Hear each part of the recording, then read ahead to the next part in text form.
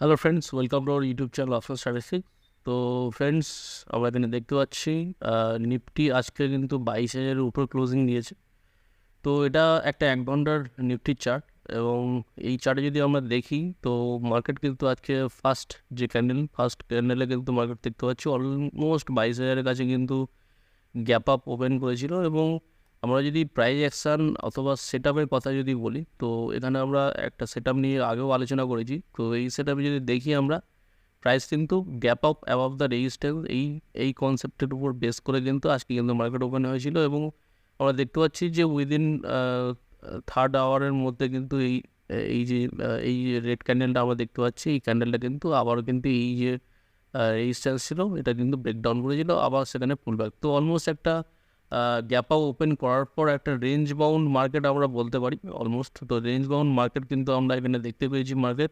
তো মোটামুটি 22,100 থেকে 22,950 এই লেভেল পর্যন্ত, 950 970 এই লেভেল পর্যন্ত কিন্তু পুরো দিন মার্কেট ঘোরাঘুরি করেছে। এবং কিছুটা মার্কেট বুলিশ ট্রেন্ড নিয়েছে, তারপরে আবার নেগেটিভ ট্রেন্ড আমরা দেখতে পাচ্ছি। তো সব কিছুর মধ্যে আমরা এখানে দেখে নেবো যে একটা ইম্পর্টেন্ট যে ট্রেন্ড লাইন আমরা ডিসকাস করেছিলাম, সেই ট্রেন্ড লাইনের উপরে কিন্তু আজকে ক্লোজিং আবারও হয়েছে।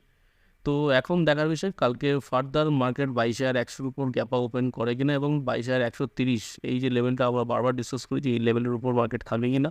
তাহলে কিন্তু মার্কেটের জন্য যে আপ ট্রেন্ডিং আমরা দেখবো যে 22,300 এবং 400 লেভেল পর্যন্ত কিন্তু অ্যাচিভ হওয়ার পুরোটাই চান্সেস থাকছে। এবার সামহাও আমরা যদি দেখি যে এই যে রেঞ্জ মার্কেট আজকে লো করেছিল 22,970 অথবা 60, এই লেভেল থেকে মার্কেট যদি এই গ্যাপটা কিন্তু ফিল করে দেয়, তাহলে কিন্তু মার্কেট আবারও কিন্তু একটু স্ট্রেংথ হারাবে। হ্যাঁ, তো স্ট্রেংথ একটু আবার কিন্তু নিচের দিকে আসতে পারে। তো আবার একটু সেই জিনিসটা দেখব। তো মার্কেট যদি আবার যদি এই গ্যাপটা আজ যে গ্যাপটা ফিল আজ যে গ্যাপটা করেছে, এই গ্যাপটা যদি ফিল করে দেয়, বা এই যে গ্যাপটা ফিল করতে আসে কালকে, অর্থাৎ 21,870-এর নিচে যদি আবার মার্কেট আসে, তাহলে কিন্তু আমরা আবার অ্যানাদার একটা লো অথবা কিন্তু ডবল বটম সেট আপের পেতে পারি। তো 21,700 এবং 1,670 এই লেভেল পর্যন্ত কিন্তু মার্কেট আসার চান্সেস থাকছে। ডেলি ক্যান্ডেলে যদি আমরা দেখি, তো ডেলি রেসপেক্টে আমরা ইজিলি আমরা বলতে পারি যে একটা ডোজি টাইপ ক্যান্ডেলে অ্যাপে তৈরি হবে। তো এখানে এখানে দেখতে পাচ্ছি যে বোথ সাইডে কিন্তু একটা লেগ, এখানে কিন্তু ডোজি টাইপ ক্যান্ডেল তৈরি হয়েছে, এবং অবশ্যই 870-এর উপর ক্লোজিং হয়েছে, এটা ভালো জিনিস। এবং এর উপরে একটা মার্কেট স্টেবিলিটি নিচ্ছে, 22,000-এর ক্লোজিং দিয়েছে, ঠিক আছে।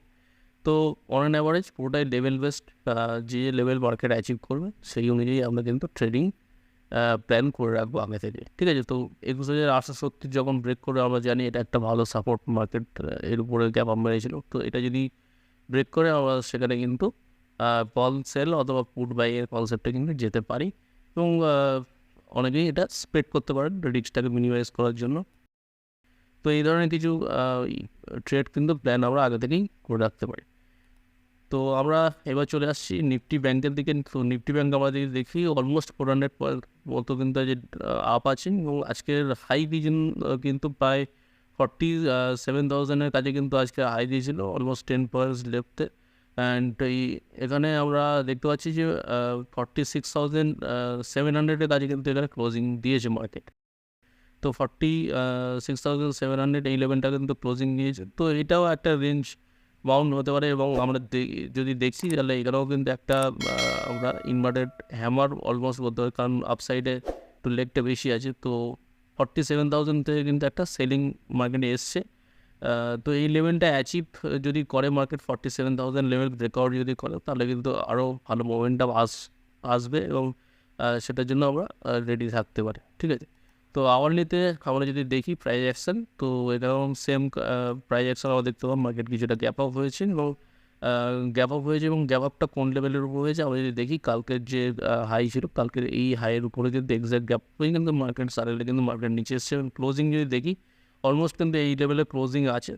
তো মেবি এটা যদি আবার এটা গ্যাপটা ফিল করে, তাহলে কিন্তু এখানেও একটা ডাউন ট্রেন্ড আমরা পেতে পারি।